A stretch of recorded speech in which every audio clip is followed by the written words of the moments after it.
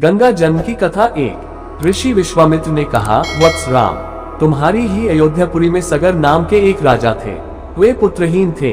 सगर की पटरानी का नाम केशिनी था, जो कि विदर्भ प्रांत के राजा की पुत्री थी। केशिनी रूपवती, धर्मात्मा और सत्यप्रायण थी। सगर की दूसरी रानी का नाम था सुमति, जो राजा अरिष्टनेमि की कन्या थी। महाराज सगर अपनी दोनों रानियों को लेकर हिमालय के भृगु प्रस्रवण नामक प्रांत में गए और पुत्र प्राप्ति के लिए तपस्या करने लगे। उनकी तपस्या से महर्षि भृगु प्रसन्न हुए और उन्हें वर दिया कि तुम्हें अनेक पुत्रों की प्राप्ति होगी। दोनों रानियों में से एक का केवल एक ही पुत्र होगा, जो कि वंश को बढ़ाएगा, और दूसरी के 60,000 पुत्र होंगे। कौन सी रानी कितने पुत्र चाहती है, इसका निर्णय वे स्वयं आपस में मिलकर कर ले। केशिनी ने वंश को बढ़ाने वाले एक पुत्र की कामना की और गरुड़ की भगिनी सुमति ने 60,000 बलवान पुत्रों की। कुछ काल के पश्चात रानी केशिनी ने असमना नामक पुत्र को जन्म दिया। रानी सुमति के गर्भ से एक तुंबा निकला, जिसे फोड़ने पर छोटे छोटे 60,000 पुत्र निकले। उन सबका पालन पोषण घी के घड़ों में रखकर किया गया। तारांकन कालचक्र व्यतीत होते गया और सभी राजकुमार युवा हो गए।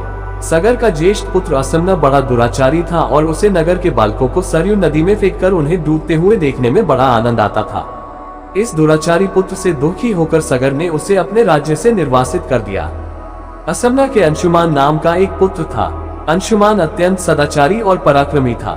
एक दिन राजा सगर के मन में अश्वमेघ यज्ञ करवाने का विचार आया। शीघ्र ही उन्होंने अपने इस विचार को कार्यरूप में परिणत कर दिया। राम ने ऋषि विश्वामित्र से कहा, गुरुदेव, मेरी रुचि अपने पूर्वज सगर की यज्ञ गाथा को विस्तार पूर्वक सुनने में है, अतः कृपा करके इस वृतांत को पूरा सुनाइए। राम के इस प्रकार से जिज्ञासा व्यक्त करने पर ऋषि विश्वामित्र प्रसन्न होकर कहने लगे, राजा सगर ने हिमालय एवं विंध्याचल के बीच की हरितिमायुक्त भूमि पर एक विशाल यज्ञ मंडप का निर्माण करवाया।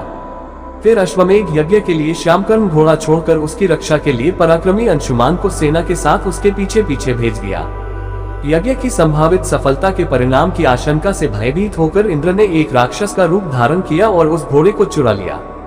घोड़े की चोरी की सूचना पाकर सगर ने अपने 60,000 पुत्रों को आज्ञा दी कि घोड़ा चुराने वाले को पकड़कर या मारकर घोड़ा वापस लाओ। पूरी पृथ्वी में खोजने पर भी जब घोड़ा नहीं मिला तो इस आशंका से कि किसी ने घोड़े को तहखाने में न छुपा रखा हो, सगर के पुत्रों ने संपूर्ण पृथ्वी को खोदना आरंभ कर दिया। उनके इस कार्य से असंख्य भूमितल निवासी प्राणी मारे गए। खोदते खोदते वे पाताल तक जा पहुंचे।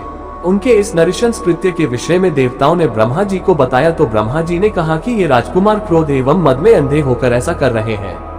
पृथ्वी की रक्षा का दायित्व कपिल ऋषि पर है, इसलिए वे इस विषय में अवश्य ही कुछ न कुछ करेंगे। पूरी पृथ्वी को खोदने के बाद भी जब घोड़ा और उसको चुराने वाला चोर नहीं मिला तो निराश होकर राजकुमारों ने इसकी सूचना अपने पिता को दी। क्रुद्ध सगर ने आदेश दिया कि घोड़े को पाताल में जाकर ढूंढो। पाताल में घोड़े को खोजते खोजते वे सनातन वसुदेव कपिल के आश्रम में पहुंच गए। उन्होंने देखा कपिल देव तपस्या में लीन है और उन्हीं के पास यज्ञ का वह घोड़ा बंधा हुआ है। उन्होंने कपिल मुनि को घोड़े का चोर समझकर उनके लिए अनेक दुर्वचन कहे और उन्हें मारने के लिए दौड़े। सगर के इन कुकृत्यों से कपिल मुनि की समाधि भंग हो गई। उन्होंने क्रुद्ध होकर सगर के उन सब पुत्रों को भस्म कर दिया।